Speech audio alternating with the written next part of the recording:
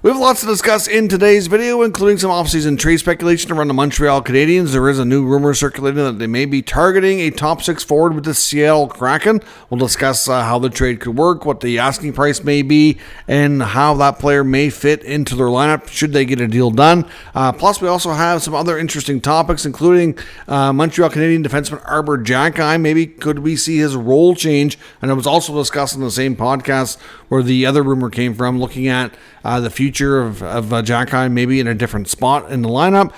Plus, we have some more comments regarding the future of Quinn Hughes in Vancouver, whether or not he'll end up in New Jersey. So we'll have a look at that. A big update from Elliotte Friedman regarding the potential sale of the Pittsburgh Penguins. We have a couple of signings and an update on a junior player out of Kitchener that I want to talk about as well coming up next. So welcome back to another video here at Top Shelf Hockey. As I mentioned, we have a variety of NHL news and some rumors to take a look at here today. First up, we had a couple of signings. We have the Columbus Blue Jackets today signed unrestricted free agent forward Hudson Fasching. Yeah, Fasching, it's a 1-year, 2-way contract. League minimum at the NHL level, a $250 at the American Hockey League level, and a total guaranteed payout of $350,000. Fasching spent the last few years with the New York Islanders organization, where he kind of developed into a decent bottom 6 type of role. Obviously somebody who can play in a few different spots, can be a decent role player. So I think with Columbus, obviously with his contract, I don't know that they feel like he's guaranteed to make their roster, but certainly somebody who I think can definitely play NHL games for them for sure, and somebody who can be a very good AHL player should he end up down there. So, certainly somebody who's kind of fringe, if you will, and can kind of go out back and forth and be impactful to some degree at both levels. We also seen a signing in Colorado. They've signed a prospect, Alex Gagne. Gets a 2-year entry-level contract. 23-year-old defenseman, was most recently the captain at the University of New Hampshire, and is now ready to make the jump to pro hockey. So because of his age at 23, his ELC is only for 2 years. And as I mentioned, another prospect that was supposed to go to the Kitchener Rangers. I want to take a look at a statement today from the OHL's Kitchener Rangers general manager, Mike McKenzie. McKenzie, who is the son of Bob McKenzie, in case you don't know that, of course, longtime NHL insider. But Mike McKenzie's statement basically goes on to say that forward Adam Valentini, who was also signed with the Rangers and was supposed to be on the team this year, has let them know about a week before training camp here that he is not going to be honoring that commitment. And even though he signed a contract, that he has changed his mind and is heading down to the NCAA and is going to be playing for the University of Michigan. So the Kitchener Rangers, they had some draft picks that they were supposed to be giving up for his rights. They signed him. He's not going to be showing up, so they'll get those picks back, which, McKenzie's statement goes on to say that they'll make sure they put those picks to good use for building the team up for the future. But they are very disappointed with the very short notice, given the fact that they're only a week away from training camp, for Valentini to kind of pull out and end up going to the NCAA route. Ultimately, I think a lot of junior teams understand the options ahead of them and in front of these players now. It's a good get for the University of Michigan, but I know just listening to some comments around the NHL today, it sure sounds like, if you're an NHL GM, you might be a little hesitant on his player. It's just one of those things that kind of falls under character. I'm not saying that he won't get his NHL opportunities if he continues to play at a good enough level and all that. I'm sure there's definitely teams that are going to be willing to sign him or draft him or whatever, no matter what. But there's going to be some that probably might look at that and be like, geez, is he going to do that to us? Is he going to, go through his RFA years and then demand a trade? Or is he going to, it's just one of those things, like with this option now for junior players to be eligible for the NCAA, it's all good, but at the same time, I hope we see players, if you're leaving junior, that give more notice so these teams can, properly prepare for their season without, such short notice and impacting the team in a negative way like that. So Valentini will be going to Michigan, which is good for them, not so good for the Kitchener Rangers. And I just didn't overly love how everything kind of played out there. Wish they could have given them more notice. An update today from Elliotte Friedman as well on the potential sale of the Pittsburgh Penguins. Now, we had heard a rumor around the Penguins and the potential availability of Fenway Sports Group selling the team back a couple months ago, and that the Muriel Group, who sold the team to Fenway Sports Group, was very interested in reacquiring the franchise and getting back into NHL ownership. And then that rumor was quickly shot down, and Fenway Sports Group, I believe, even had made a statement suggesting that they were only looking for a minority partner in the Penguins, that they weren't necessarily looking to unload the franchise as a whole. But now, this new update from Friedman suggests that we could see a sale. It's not to the Lemieux Group, though. It is a different group. It's the Hoffman family, who is based out of Chicago. They are in the mix to buy the Pens from Fenway Sports Group. Now, they own the ECHL's franchise of Florida Everblades, who's had a very successful run. They've won a couple of league championships as well, back-to-back. And apparently when they bought the Florida Everblades, at the time, they were the affiliate to the Carolina Hurricanes for that league. And they did look, and that was around the same time that the Hurricanes changed ownership when Tom Dundon purchased the team. They were in the mix to possibly buy the Hurricanes at that time as well. They didn't end up, obviously, getting it done. Tom Dundon became the successful bidder and bought the team. Apparently, they've also had kind of explored the possibility of buying an NBA team before. At this point, the deal, if it should close, is expected to end up with a sale price approximately $1.75 billion. Now, Fenway Sports Group's owned this group for, I believe, whatever, coming up on close to 4 years now, 3 to 4 years, and they purchased the Penguins for, it was rated around $1 billion. I think it was just shy of $1 billion. So that, I think it was like nine. I don't have the article from Elliotte right in front of me, but I believe it was like between $950 and $1 billion. Because I know when the Senators sold, which they not too long after that, to Michael Landauer from the Melnick estate, they were just shy of $1 billion as well, but the Penguin sale was just a smidge more. So that would still be a nice profit for Fenway Sports Group, and only a handful of years here to jump up. They'd be making like $750 million in profit compared to what they bought it for. You have to wonder as well, if this should happen, what does this mean for the direction of the team? Obviously, Fenway Sports Group signed an extremely long-term deal with Kyle Dubas. I believe they gave him, I want to say it was a 7 or 8 year contract when they hired him, and he became president and then named himself GM, and of course brought in Jason Spezza after as assistant GM. But yeah, he was originally the president of hockey operations and then became GM not long after. So, at this point, with where the team is at, we talked yesterday about the possibility of Evgeny Malkin maybe not finishing the season as a Penguin. Like I said, I know on the DFO Rundown podcast the other day, Jason Greger and Michael Russo were talking about, would Crosby and Malkin both finish the season as Penguins this year?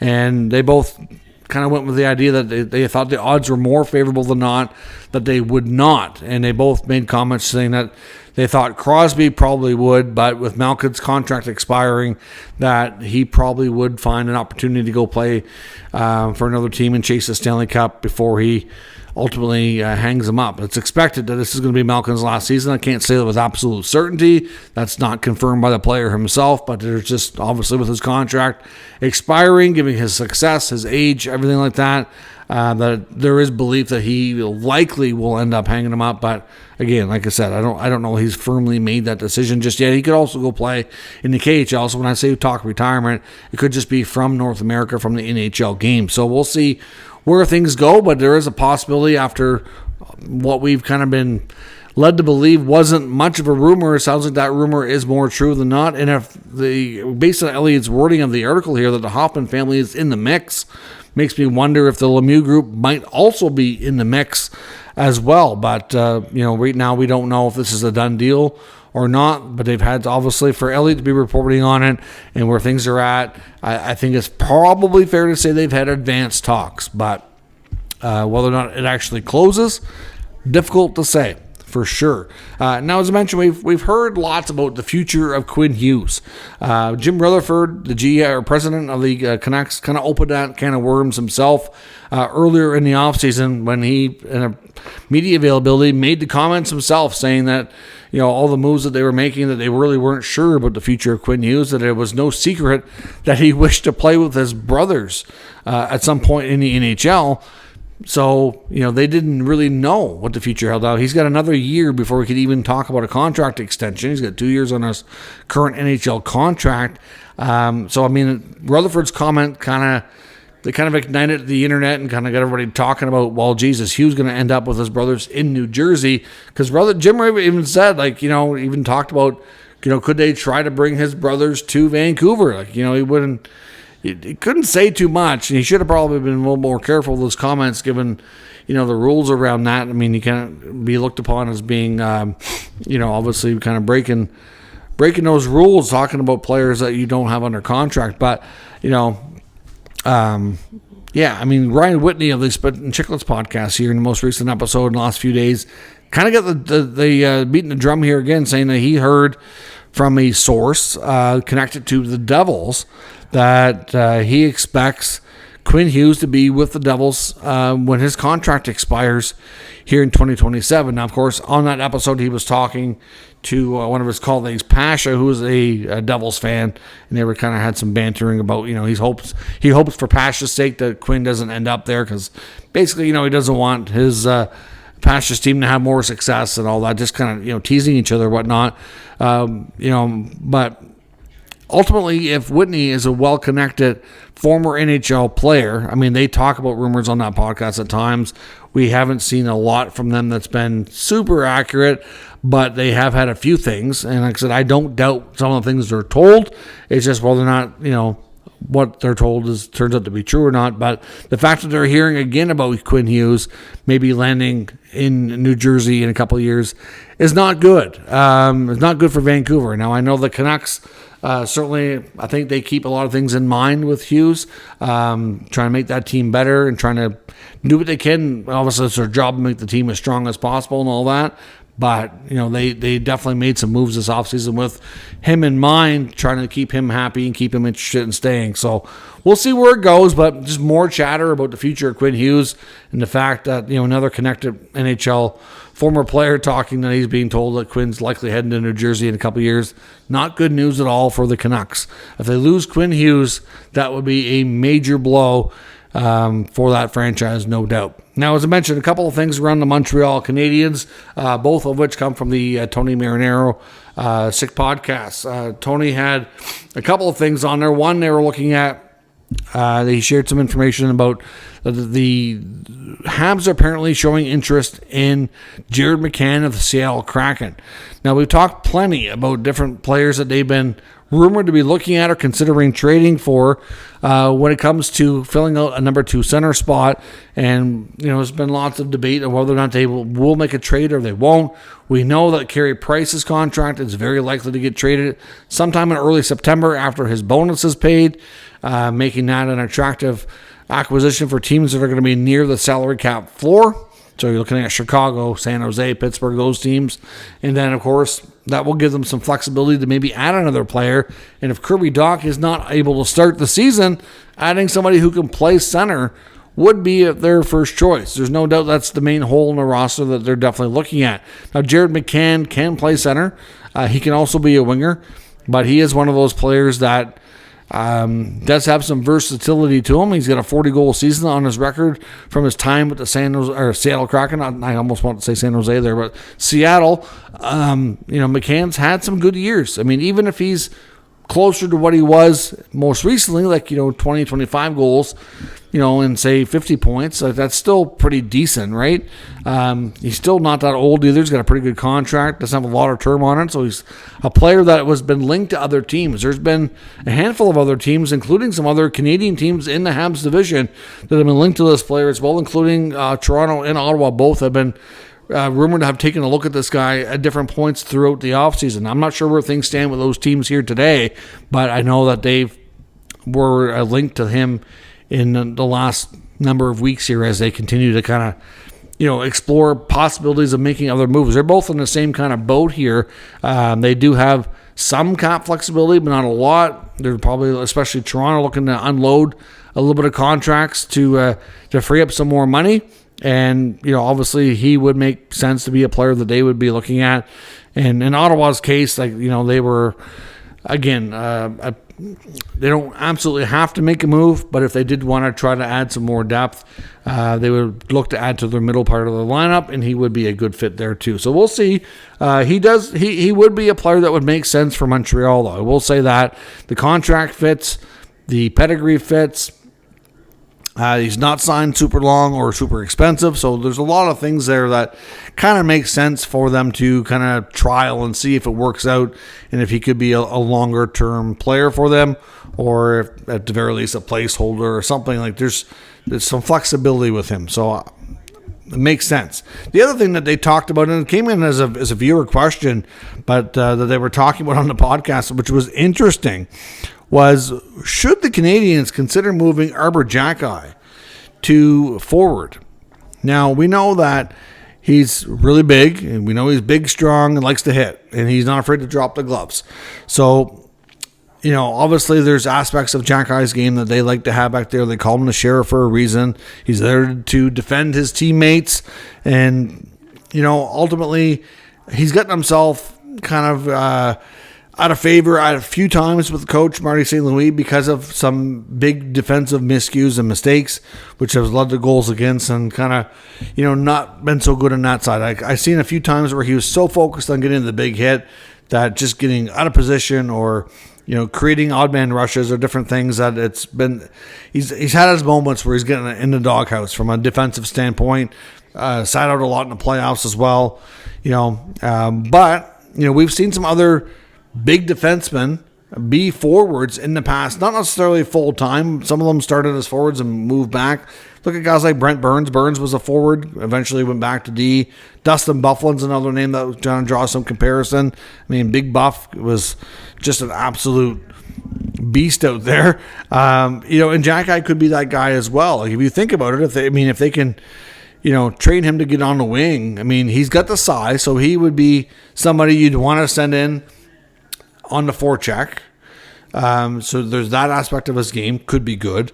Net front, when it comes to, battling in front of the net, he's used to being on the defensive side of it, but he's big and strong, should be able to, battle in front of the net as well from the offensive side. So that part of his game should be okay. He seems to have a decent shot.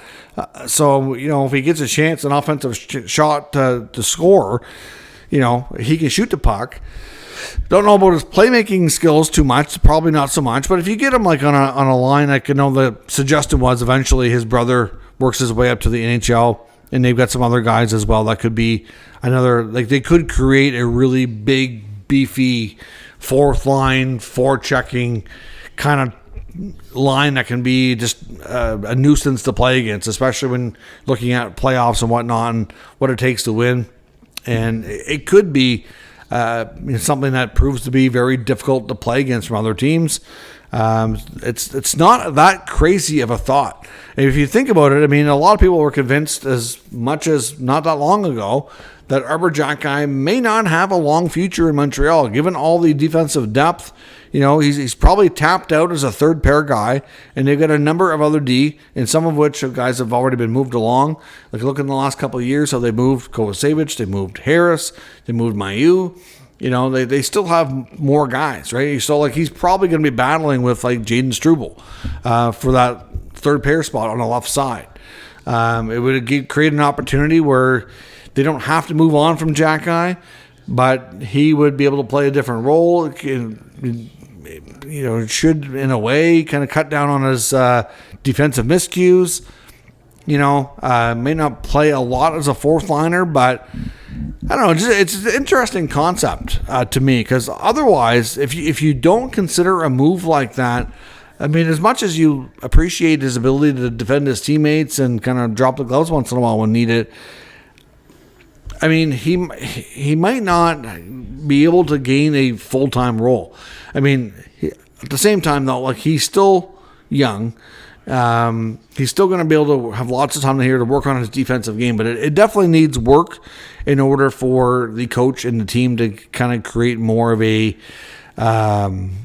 trust with him, that he's not going to be a turnover machine and be so focused on the physical side that he, like I said, he gets out of position or he misses the big hit or creates odd man rushes, all those things that you don't want to see. Like, you don't want to be recognized as a defenseman for the wrong reasons, right? Usually in that kind of role, you want to have a game if you kind of fly under the radar and you don't really hear your name talked about a whole lot unless maybe you've had a fight. That's kind of what you want to see for Xhekaj, right? So, unfortunately, in the second half of the year and into the playoffs, he just had too many games where he was getting recognized for the wrong reasons, and St. Louis felt like he couldn't trust to have him in there all the time, so it kind of created a spot where he was out of the lineup a lot and when it mattered most, and I'm sure that wasn't fun for him. I don't know if the teams actually discussed this. Like I said, this was just on a podcast. It was a viewer question, but between Tony and Brian Wild, who was on with them, they seem to be okay with exploring it at least. I'd like to know what everybody else thinks. I know there's a decent amount of Montreal fans that watch this channel. Should they consider this move with Xhekaj? Create more of a role for him on that fourth line so that he can still do the things that you like, but not to worry so much about the defensive side of his game? Or do they leave him as a defenseman and just continue working away at trying to improve that so that he's a more reliable third pair defensive guy back there? Let me know what your thoughts are on that whole concept in the comments. We'll discuss further. If you're new to the channel, of course, make sure you subscribe and stick around. We'll keep you up to date with all the news, rumors, and analysis of all 32 NHL teams. Thanks for watching, and I will catch you next time.